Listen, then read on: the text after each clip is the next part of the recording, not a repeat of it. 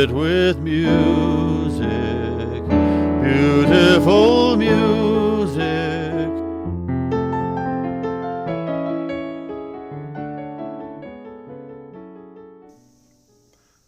Hello, I'm Fred Miller, and this is yet another one of my lectures in song. A little background on me: I was born in Albuquerque, New Mexico. Had a wonderful classical piano teacher who schooled me in Bach, Beethoven, Brahms, Schubert, Grieg, and all the rest of the giants. And I was just as interested in the history and the biographies of all the great composers as I was in the music. And that started at age 7.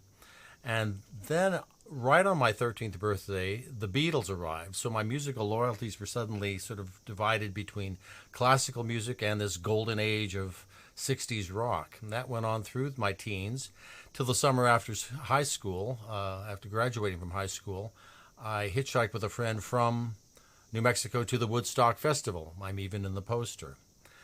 I didn't really want to go to college. I went very briefly, and then I got a VW bug, traveled all over America, finally settled in Greenwich Village, and at some point somebody gave me an album of Ella Fitzgerald singing Cole Porter, and here I am. American popular song. Gershwin, Porter, Kern, Rogers, Berlin, Fred Astaire, Judy Garland, Ethel Merman, Frank Sinatra, Bing Crosby. Glorious. I knew that was going to be my musical life. And I came up with the idea of a lecture in song, each one a profile of some great personality or some aspect of American popular song. I started with 6 programs, and to date now I have 75 different lectures in song, each one described in detail at fredmillermusic.com. The program at hand here, it's a big one. It comes in 2 parts, and that, of course, doesn't even begin to cover the subject. I call it Harlem Renaissance. This is part 1. The Black Presence in American Popular Song. The Black Presence. It's like the Jewish presence. These 2 incredible rivers of music that, of course, turned into this ocean of American popular song. Dealing with the black contribution to American popular song, I've just decided to use various personalities, 5 or 6 personalities in this program, 4 more in the second part, to tell the story of this story of the black experience as tied inseparably to the music. The roots, of course, are in slavery. This was a people set apart entirely from normal society, and so they developed their own culture, their own voice somehow, and it came through the emotional outcry of the spirituals and gospel, and that would eventually translate itself into jazz and blues. Now, each one of these personalities is significant in that each one represents one more wall that sort of fell between blacks and their full enjoyment of American rights.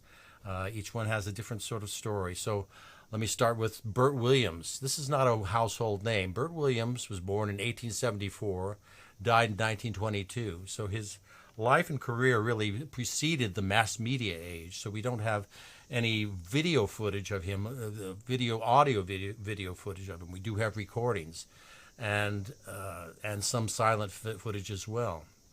And you get a sense of what he was. But of course, to see any one of these live performers, to see the live performer really on stage was the thing. And with Bert Williams, people couldn't describe what he did in more superlative sort of terms.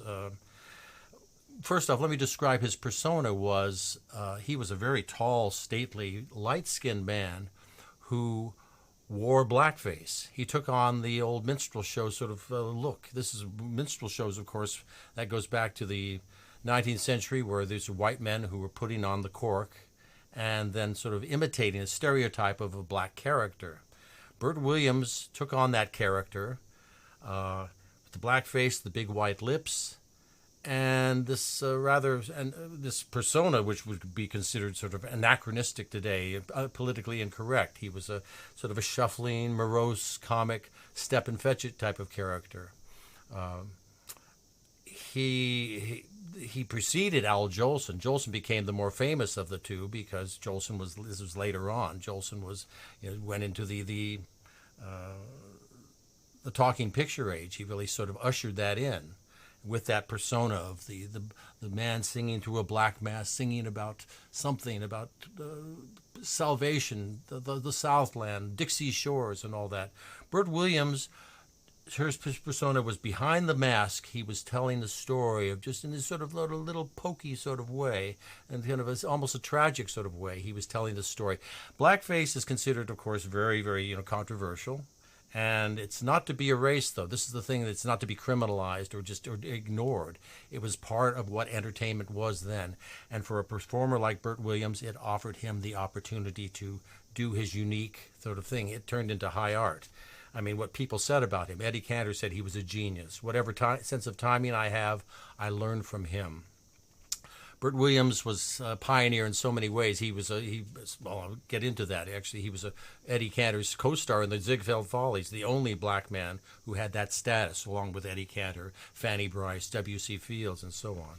He wore this threadbare kind of top hat and the white gloves and tails, and deliver these kind of self-deprecating, kind of low-key little monologues, which always were a little skewer there, whatever. It was something that was apparently quite remarkable.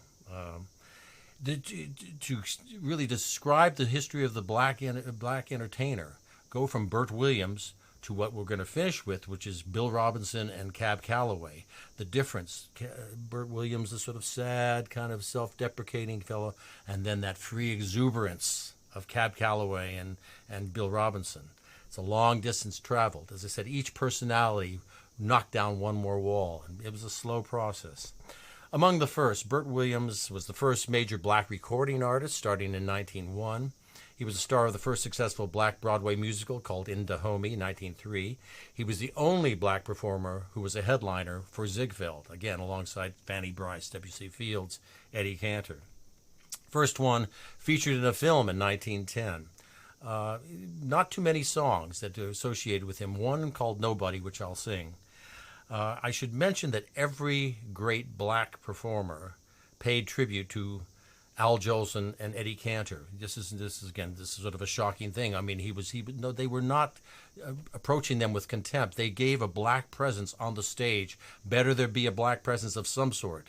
And that really opened the door to people like Bert Williams, who became a blackface performer himself.